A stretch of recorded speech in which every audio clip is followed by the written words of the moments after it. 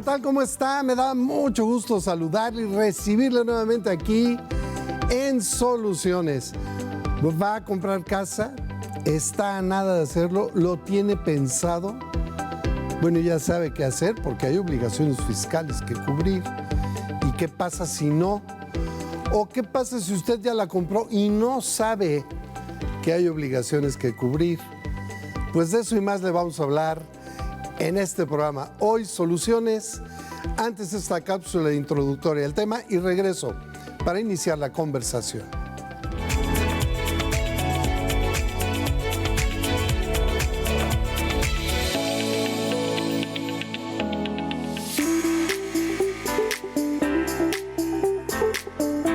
Comprar una vivienda en México va mucho más allá de adquirir un bien inmueble o de fortalecer el patrimonio personal y familiar. Cuando se adquiere una propiedad, también deben cumplirse compromisos, entre ellos los fiscales, como el impuesto sobre adquisición de inmuebles, entre otros más, tanto federales como estatales y municipales en el caso del predial.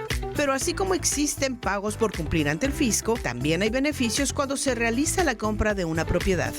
Sin embargo, es importante tener en cuenta que no es lo mismo fiscalmente el comprar una casa que un terreno, departamento o edificio en Veracruz u otra entidad del país, en los impuestos a pagar ni en las cantidades. Por ello, lo recomendable en estos casos es consultar a un notario público para saber el cálculo exacto de impuestos en la compraventa. Así que en Soluciones, hoy hablaremos sobre los beneficios que tienen las personas al momento de comprar una vivienda, como pueden ser las deducciones fiscales y la disminución de intereses hipotecarios que permitirán a los nuevos dueños, al cerrar el año, un ahorro en su bolsillo.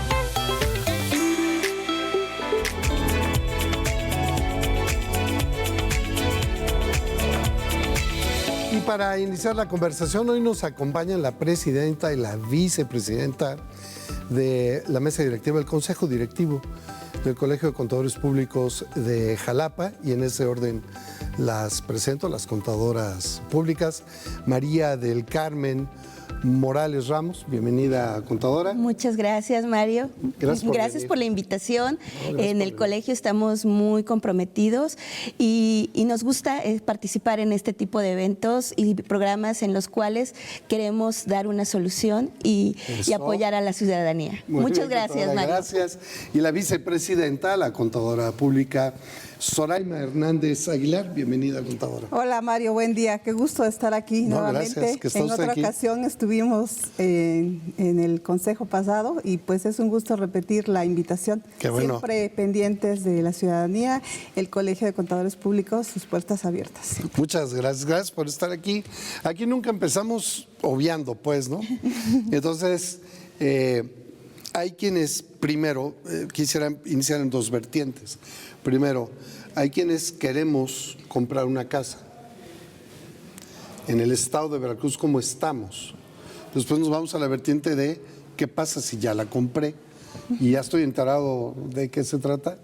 Entonces, ¿cuál es el panorama, contadora? Si quiero comprar una casa en el estado de Veracruz, ¿qué?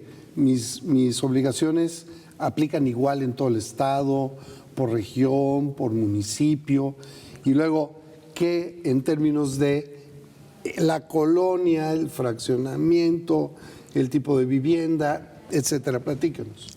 Sí, Mario, bueno, si estás interesado en comprar una casa, pues es muy importante primero que veas cuáles son tus opciones, ¿no? Pues la parte crediticia, cómo vas a acceder, si tienes el capital completo. Por ejemplo, muchos trabajadores tenemos lo que es Infonavit, o algunos tienen el Fobiste, o incluso, pues dependiendo del valor de la casa, pues nos podemos ir a ver la parte de un cofinanciamiento, ¿no? Okay. Por lo general esto aplica pues en toda la República, pero también es importante que veamos, pues hay mucha normatividad local, como tú bien mencionabas, estatal y local en los ayuntamientos. ¿Se suman? Algunas sí, por lo general, pero pues digamos, no es lo mismo a lo mejor el valor catastral, que es la parte que más estaría impactando en este punto, para el pago, por ejemplo, del impuesto sobre adquisición de inmuebles que mencionabas, y esto varía de cada municipio, y a veces también, dependiendo de la localidad, pues si su ley de ingresos van variando año con año. Hay que estar al pendiente, porque a lo mejor pues yo hice una cotización el año pasado y el municipio ya hizo la actualización de tablas catastrales, y pues ya este año pues no es el mismo importe, ¿no? Es lo que habría que estar checando. Ahora, contadora, entonces, antes de ir a los beneficios, claro, pero es que es bien importante que entendamos que comprar una vivienda no es solamente la que me gustó, tiene mucho que ver en dónde está, porque de ahí también se derivan una serie de obligaciones. Sí, pues depende. Cada municipio va a tener sus requerimientos, sus obligaciones que tenemos que cumplir.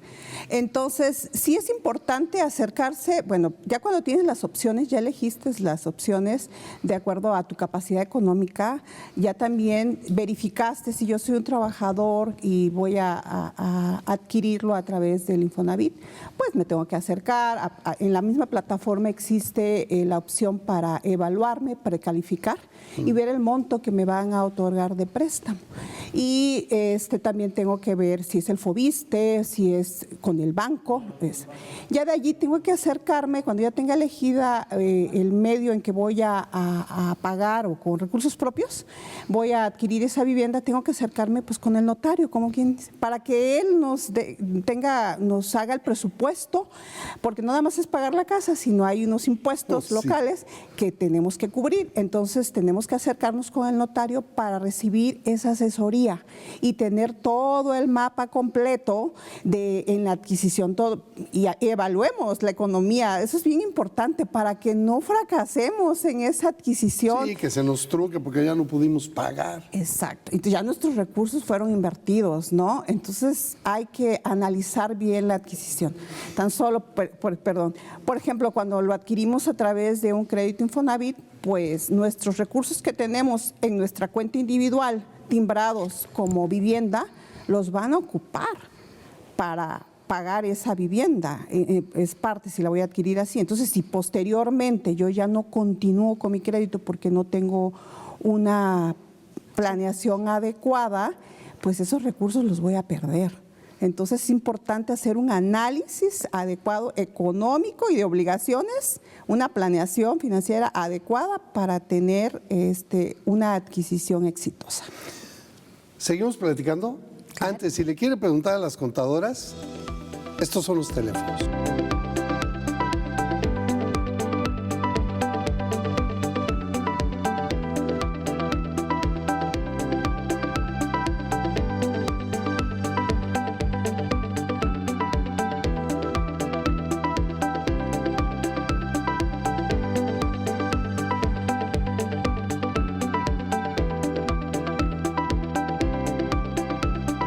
Y entonces vamos a buscar soluciones. A ver, contadora. Me están platicando primero por el lado de Infonavit. Por el lado de Infonavit, pues tengo ahí mi lanita, ya la junté, elijo qué vivienda y la voy a ir a comprar. ¿Cuáles son las obligaciones fiscales? Solo cuando la adquiero con crédito de Infonavit, ¿a qué tanto me sujeto? Y si eso mismo me lleva a un notario o yo lo tengo que buscar, porque ese es otro desembolso, el notario. Claro. Bueno, empecemos por una parte que hay desarrollos de viviendas que incluso ya tienen unos gestores y que se encargan prácticamente de todo. Pero claro, también es importante que tomemos en cuenta que ellos van a ver el beneficio de ellos, ¿no? Pues sí. A lo mejor, es negocio. Claro, al final de cuentas, pues debemos de cuidar nosotros nuestra economía y ver otras opciones, como bien dice usted y como dice la contadora Zoraima, pues ver opciones de notarios, ¿no? Se paga el impuesto del ISAN, ¿Qué es el ISAN? el impuesto sobre la adquisición de bienes inmuebles. Ok. Y pues es de los recursos más, de los pagos más fuertes que vamos a desenvolver. ¿Qué tasa tiene? Hoy no te la vengo manejando. 4 al 6, depende cada estado y cada municipio. Y cada municipio. Veracruz, creo que andamos en un 4. Sí. Sí, y ya no cada es- municipio tiene... Sí, tiene su toque. O sea, 4% del valor total del inmueble. Sí, no recuerdo bien ese dato, sí. Pero más o menos. sí. Es decir, solo ayúdenme a establecer, voy a comprar la casa y hay un impuesto por ahí del 4 Más los honorarios del notario. que tengo que caerle. Sí, los notarios sí están, si lo voy a hacer a través del Infonavit, en la misma página están los notarios autorizados para el Infonavit. Ok, pero eso no me exime de ese pago. No, para nada. Ahí sí tengo están- que... Sí, es el primer pago como comprador que tengo que realizar, Elisa. Elisa.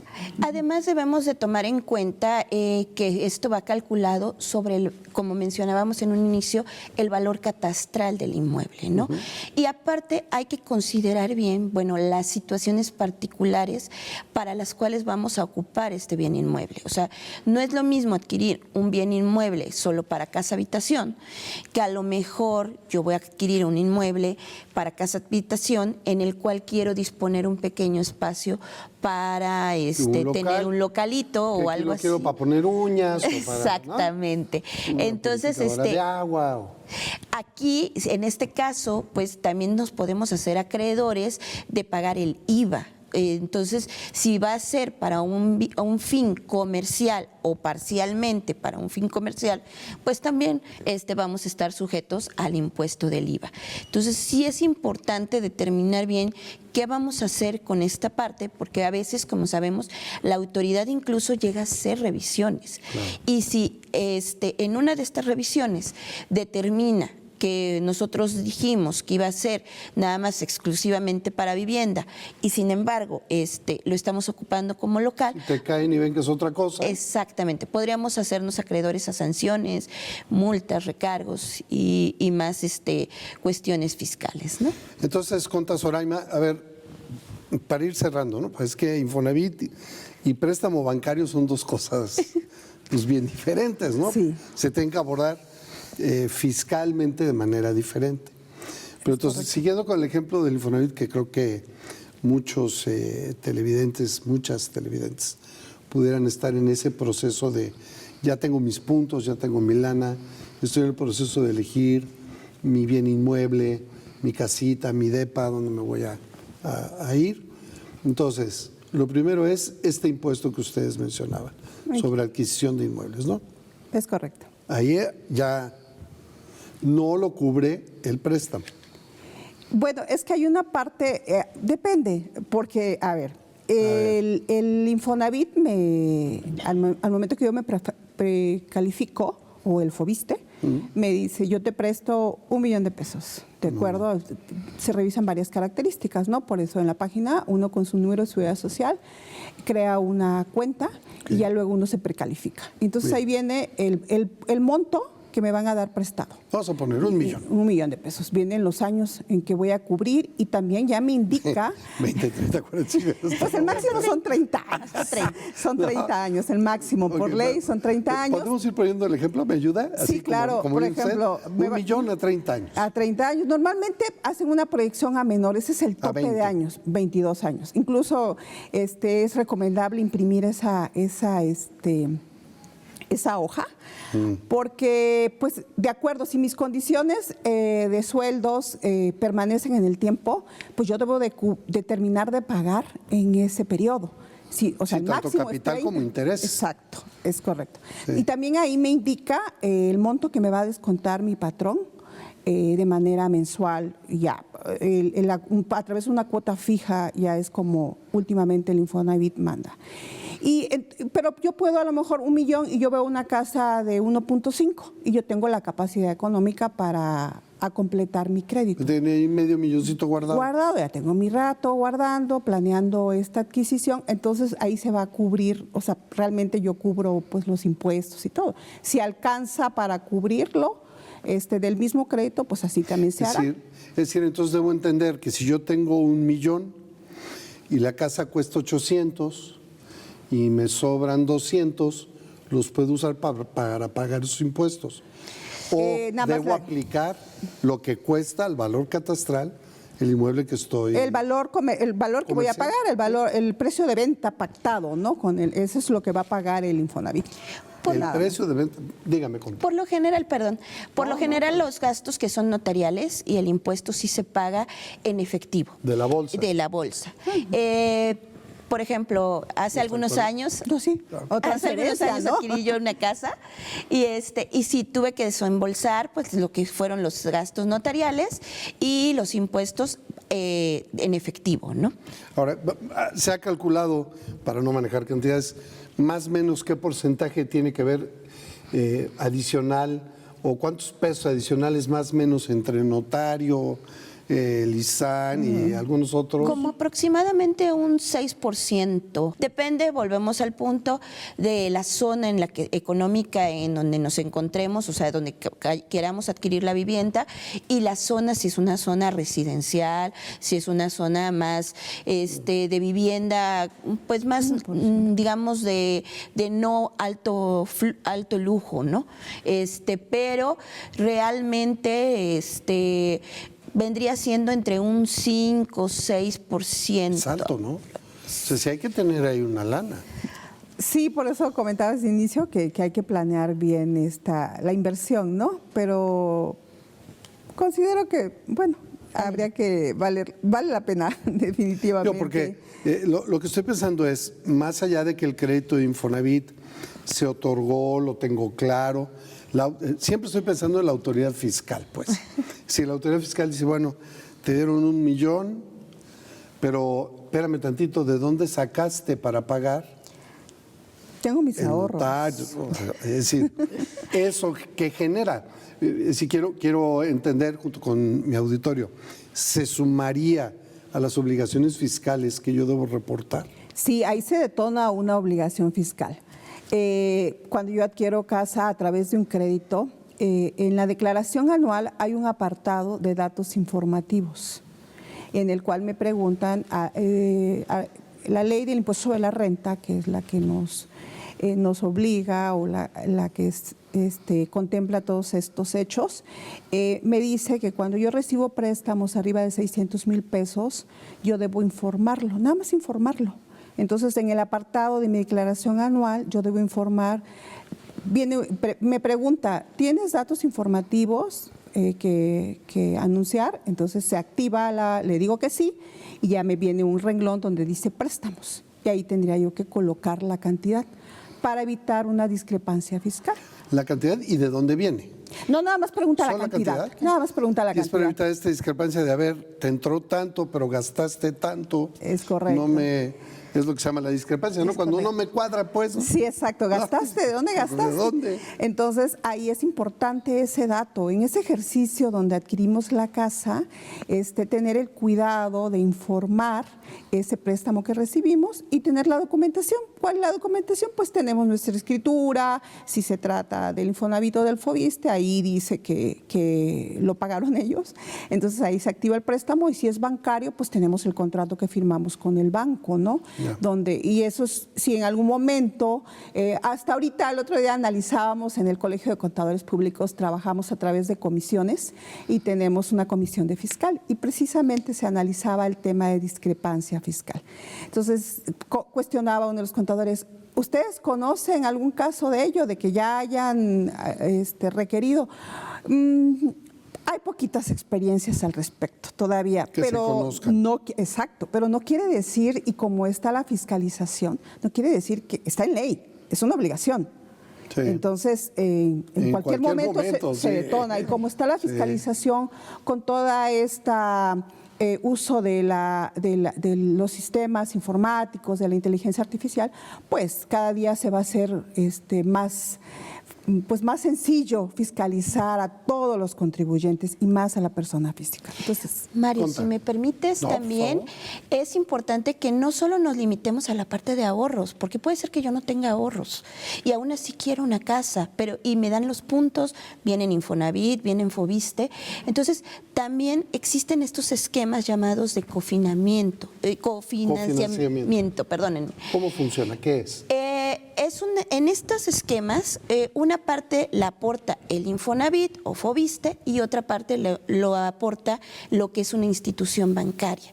Es muy importante también tener visualizado que no necesariamente si yo a lo mejor precalifico de acuerdo a mis puntos y salario para que me dé el Infonavit 400,000 pesos, supongamos que sería muy bueno. Normalmente creo que no es tanto, dependiendo de los salarios.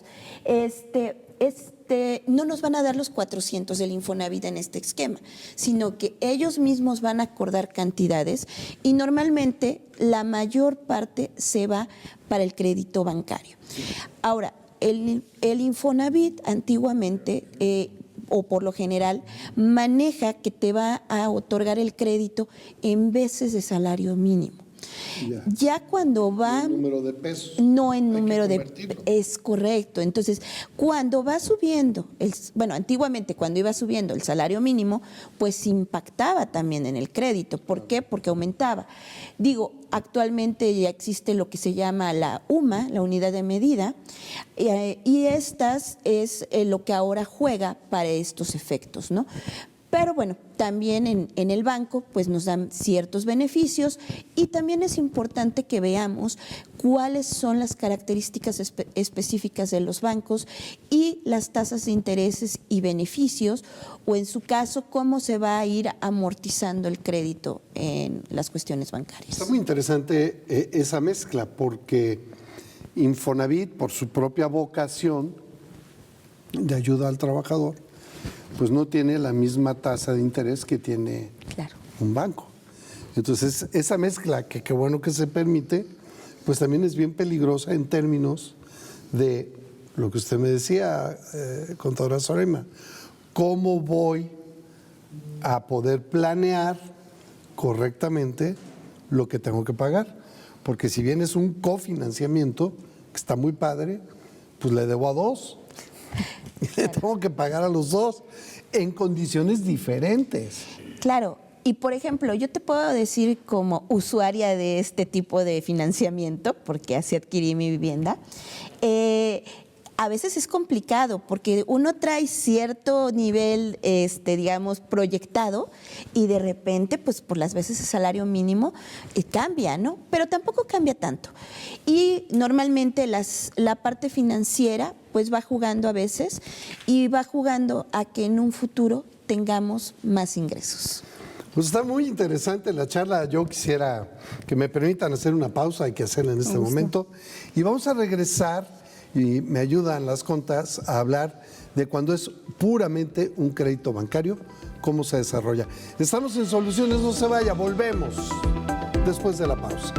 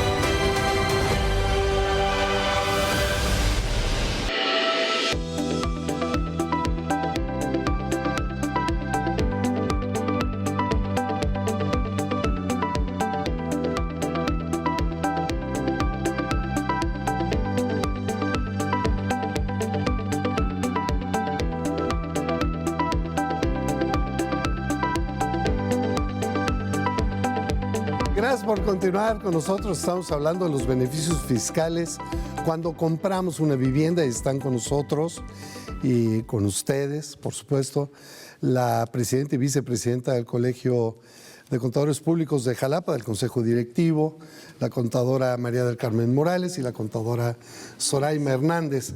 Sergio Rubiel nos escribe, dice, qué agradable forma de tratar los temas. Hasta los banqueros parecen buenos. No, es un negocio. Ay, Sergio querido, te mando un abrazote. No son buenos. No, es un negocio. Es su business, no. Sí, Así, definitivo. ¿bondadosos? No. Les preguntan, ustedes me dicen quién la responde. ¿Varían los pagos o montos de impuestos si mi casa la compro por Infonavit o por banco? No, los pagos al gobierno no, es la misma operación. Es el mismo. Sí, varían por ciudades. Aparte es importante destacar, es un pago único realmente, o sea, solo se hace al inicio cuando se compra la vivienda. Después, posteriormente, lo que se va a pagar ¿Predial? es el predial, que eso pues año con año pagamos en todos los ayuntamientos y en toda la República, ¿no? Bueno, pues nos fuimos a pausa. Gracias por escribirnos. Aquí les damos soluciones.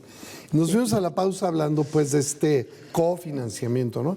Ahora vámonos al crédito bancario puro. ¿Qué pasa si, como dice Sergio Rubiel, pues nos vamos con los bondadosos banqueros, ¿no? Y nos trabamos ahí con un crédito para comprar la casa? ¿Qué debemos esperar? Bueno, normalmente creo que el crédito bancario acudimos en mi caso, como prestador de servicios independientes, ¿no? Cuando somos independientes y no cotizamos en alguna de estas instituciones. Es decir, si no estoy en gobierno y no cotizo Infonavit, al banco. Al banco. Entonces ahí tengo que cubrir los requisitos que marca el mismo banco, ¿no? Que es que no necesites un préstamo. Pues. No, yo creo que esa es su intención, dar prestado y cobrar intereses, Sí. que es el tema. Entonces ahí Es también hay negocio. que hacer un análisis de qué banco es el que me conviene por la tasa de interés, ¿no? Existen ya también plataformas donde puedes ver las tasas de interés que ofrecen y también dependiendo de la línea de crédito que vayas a tomar, ya incluso hay préstamos hasta para compra de terrenos en unidades habitacionales, o sea, para habitación, que su uso exclusivo sea para construir una habitación. Entonces, ahí el tema ahí en el banco es que siempre hay un enganche, no te dan el 100%, como si fuera el caso del Fobiste y el Infonavit, que me alcanzara el importe que me prestan. En el banco siempre hay un aforo, una cantidad que sí o sí tiene que aportar el adquirente junto con los gastos notariales y son más fuertes también los gastos notariales. Ahí yo considero, como por eso en el Infonavit y Fobit están autorizados, hay como una tasa, pero en los de bancos, también el banco te sugiere, pero sí están altos los gastos notariales. Pero es que pasa, perdón, tengo que ir a los datos duros, pero antes de ir, no quiero dejar que la idea se pierda, pero sucede que contraté un crédito a 20 años, he pagado 17 años muy puntual, de repente por X me atrasé 5 meses y entonces el banco me requiere la terminación del crédito hipotecario, ¿no? Y resulta que cuando se ve lo que pide, no he pagado capital o lo pagué ya 3 veces. No, sí. Pues no tan bondadosos. Pero vamos a ver los datos duros. Ok, y de ahí adelante. jalamos, ¿no? Vemos los datos duros y volvemos.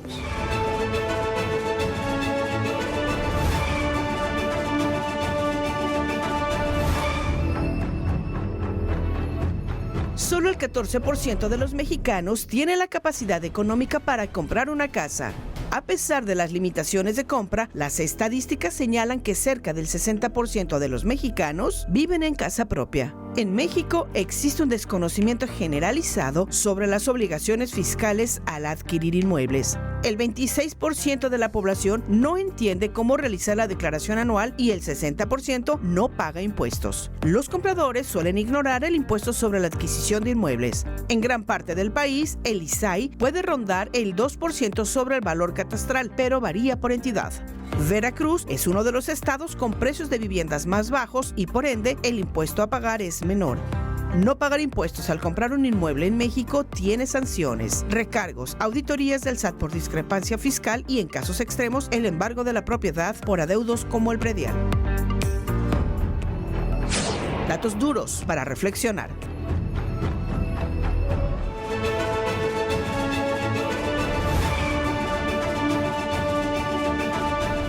El 14% puede calificar para un crédito. Muy pocos. ¿Qué me gusta decir, Conta, que la interrumpí? Perdón. Sí, se nos estaba pasando que no es un pago fiscal, pero al adquirir un crédito hipotecario, siempre por Infonavit o alguno de estos esquemas que tenemos, o el banco, nos pide el avalúo catastral, que también pues es otro desembolso. Normalmente, como comentábamos, pues a veces los bancos pues ya lo incluyen dentro de su costo o lo regalan en promociones, ¿no? Dependiendo. Bueno, es un decir, Mario. No, lo empaquetan. Claro. No, ay, te lo regalo, pero nos lo cobran de otro modo, pero nos hacen pensar que lo regalan. Conta. Entonces, ¿cómo planear la adquisición de una vivienda con un banco? Suponiendo que nos dan el crédito, suponiendo que calificamos, ¿cómo nos varía en costos y en obligaciones fiscales versus Infonavit? La tasa de interés, básicamente, porque los costos de impuestos, pues básicamente son los mismos. El avalúo del Infonavit va sobre el banco, en el banco es más caro. Los gastos notariales, yo en mi experiencia personal considero que son más caros los del banco, ¿no? Entonces sí es un poquito más caro adquirir el crédito por el banco. Y luego lo que hay que analizar es la tasa de interés. Ya ese es un punto neurálgico para tomar la decisión por qué vía o qué banco elijo para comprar mi vivienda. Pero a veces nos gana, pues, no la desesperación, pero sí el ánimo de tener nuestra vivienda, ¿no? Y a veces decimos, pues ya ahí vemos. Y en el ahí vemos, nos quedamos en el camino. ese es el tema. Nos quedamos en el camino y precisamente en la semana me preguntaban mis compañeros de trabajo del Infonavit si el Infonavit también embargaba las casas. Le digo, sí, si se deja de pagar, también te recoge las casas. Y ahí es un tema bien importante, porque como les dije, lo que tenías ahorrado en tu cuenta individual, pues se pierde. Bye, sí. Sí, entonces por eso sí hay que hacer una planeación muy adecuada. Muy cuidadosa. Escuchaba en los datos duros que Veracruz es de los lugares más bajos, quizás sí. Pero decía usted que Jalapa no. Jalapa en lo personal considero que no. Es alto. Es alto el monto de la vivienda, Ciudad de México, Monterrey, que he tenido, porque ahí viven mis hijos y me dicen, ¿cuándo me voy a comprar la casa, ma? Porque está muy caro, ¿no? Ya. No, y además el valor de las viviendas nos han aumentado muchísimo en los últimos 6 años aproximadamente, sobre todo con del COVID para acá, ¿no? Pero también es importante que no perdamos de vista que si por algo vemos que no vamos a poder cubrir estas obligaciones que tenemos de pago, acercarnos. A veces, no a veces, más bien, hay esquemas que ya se tienen previstos en estas instituciones donde podemos hacer refinanciamientos. Obvio, no sería lo ideal, porque al final pues también implica alargarnos más en el tiempo para el pago y más gasto para nosotros, ¿no? Y bueno, la diferencia principal, como bien comentaba, entre uno y otro, la contadora Zoraima, es el pago, ¿no? Por ejemplo, yo te comentaba que yo adquirí mi vivienda con este esquema Cofinavit, se llamaba, Infonavit y Banco, y pues yo veía que la deuda del Infonavit bajaba año con año, y la otra prácticamente no bajaba, ¿no? De hecho, actualmente pues ya terminé de pagar el Infonavit y el bancario no. Ahí sigue. Y bueno, pero sí es muy importante no perder de vista estos esquemas y sobre todo que si ya tenemos un crédito, pues ahora sí, no perder de vista los beneficios que podemos tener en nuestras declaraciones anuales. Entrémosle al tema, Zoraima. ¿Cuáles son? Ahorita que comentaba, yo tuve un primer crédito bancario y entonces es un poco de planeación, ¿no? También de esfuerzo. Creo que es una cuestión que nos caracteriza a los mexicanos. Esa No palabra. planear. Sí. Entonces, por ejemplo, el beneficio fiscal que se tiene, pues que podré deducir en mi declaración anual los intereses reales. Todo crédito, pues tiene un interés. Pagamos un interés que se llama nominal, el que se desembolsa, el que sale de mi cuenta. Mi interés nominal son 100,000 pesos, 80,000 pesos, ese es mi interés nominal, el que yo le pagué al banco. A ese interés se le resta la inflación, como el año pasado tuvimos una inflación de 3.69. Vamos, yo tengo un crédito que mi tasa de interés, vamos a hablar, que es de 9.80. Vamos a poner sobre 1,000,000. Ahora póngale pesos. Pero yo he pagado de intereses 100,000 pesos porque pago el Muy 10%. La inflación el año pasado, 2025, fue del 3.69. Entonces, a esos 100,000 pesos le voy a restar 36,900 de inflación. Entonces, los 64,000 pesos que me quedan, ese se llama interés real. Ese interés real yo lo puedo restar, la ley de impuesto de la renta lo contempla como una deducción. Normalmente me va a provocar, no es una línea, ¿sí? Normalmente me va a provocar, si nada más tengo soy trabajador con un solo patrón, normalmente me va a provocar un saldo a favor.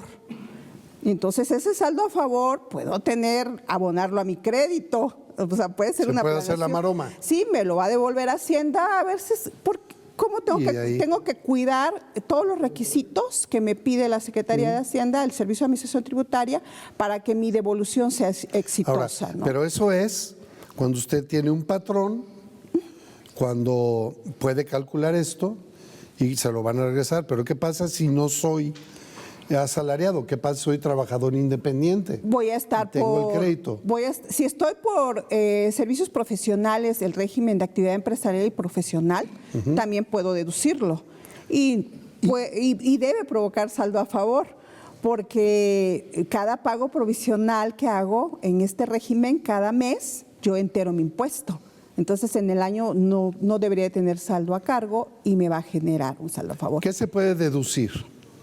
Perdón, ahora que quería, si yo estoy por servicios profesionales por el régimen de RECICO, el régimen simplificado de confianza, ahí no puede haber deducciones. No, pues ahí ya el RECICO, ya el ISR es de 2%. Sí, pero ¿no? aún así yo quiero deducir mis intereses reales, no se puede. Ahí se pierde, ahí se elimina.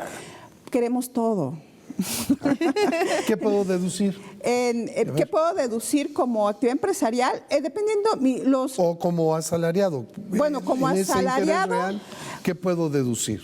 Bueno, como asalariado solamente mis deducciones personales, mis gastos médicos, seguro médico de gastos mayores, puedo deducir colegiaturas, preescolar, primaria, secundaria y bachillerato. Puedo deducir donativos a donatarias autorizadas. Los médicos. Los gastos médicos y hospitalarios, cumpliendo requisitos, eso es bien importante. Sí, claro, por supuesto. Cumplir los requisitos. Para tener una idea, ¿no? De que... Y ahí van los intereses, ¿no? Entonces ahí, hablando de que se hacen, se hacen eternos estos pasivos por adquirir una vivienda, pues a lo mejor sería una buena decisión ese saldo a favor, abonarlo. Y bueno, ya tendrán que ir con las contadoras expertas, ¿no? Que se ve que le saben, tengo que ir a las 5. A las 5 de las contas. Adelante. ¿No? Las vemos y aquí las desarrollamos. Estas son.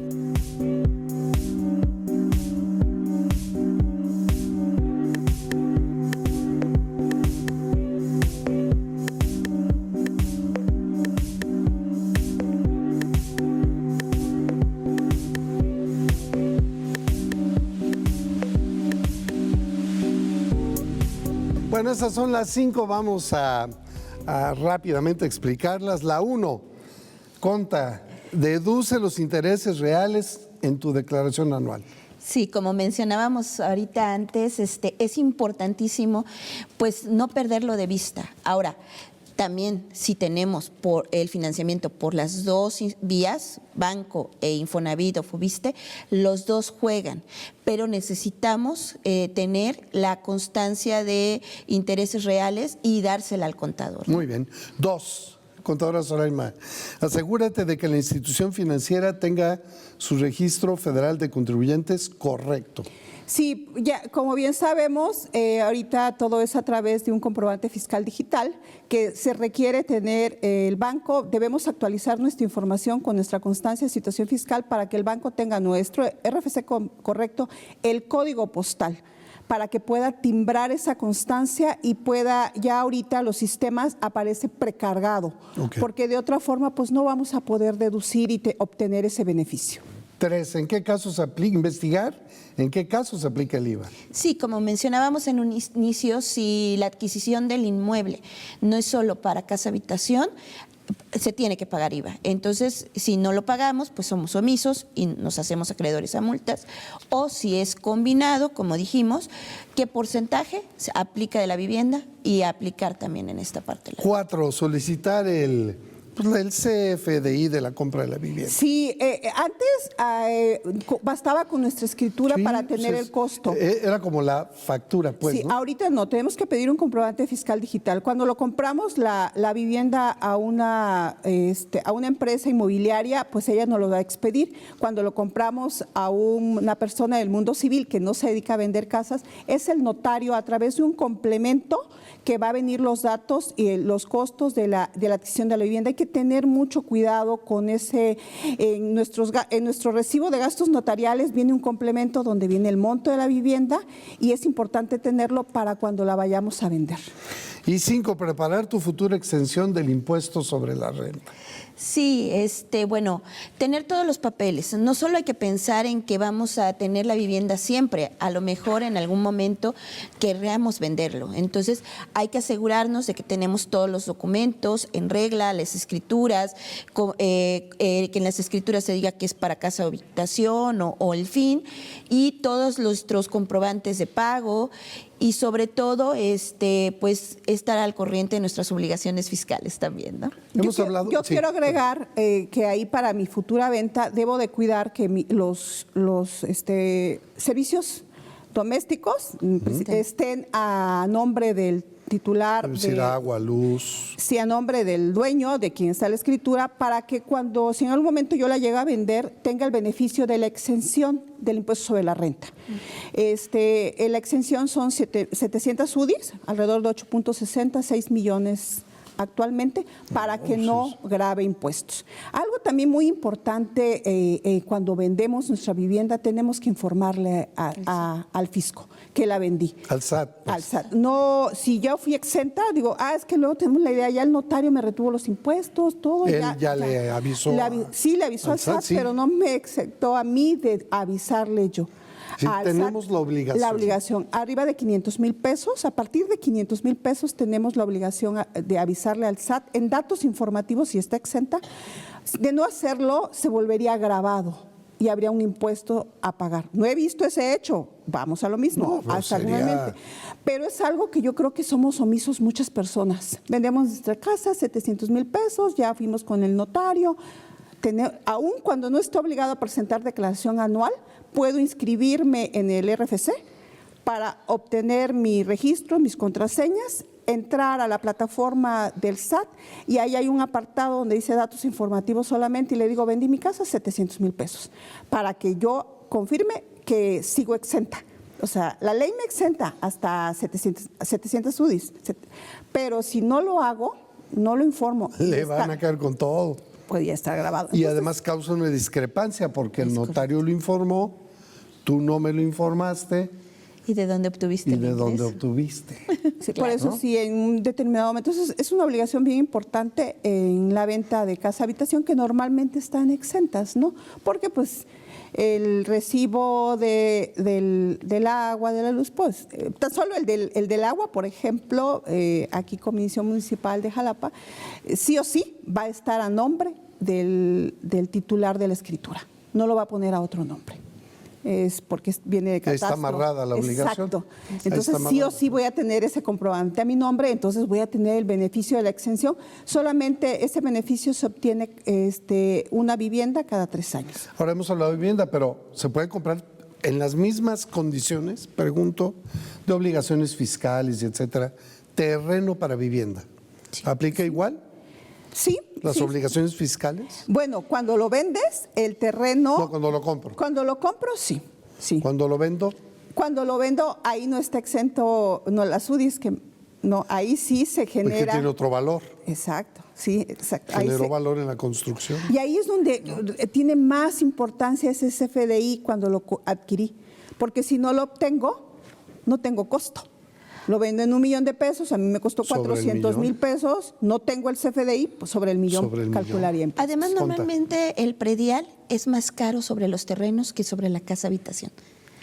Con el entendido de que a lo mejor pues uno está teniendo ese terreno para venderlo y hacer negocio con él, ¿no? Entonces, normalmente cuando uno paga el predial año con año, es más caro el de un terreno que de la casa Pero habitación. yo compré el terreno, construí, el predial va sobre el valor de la construcción.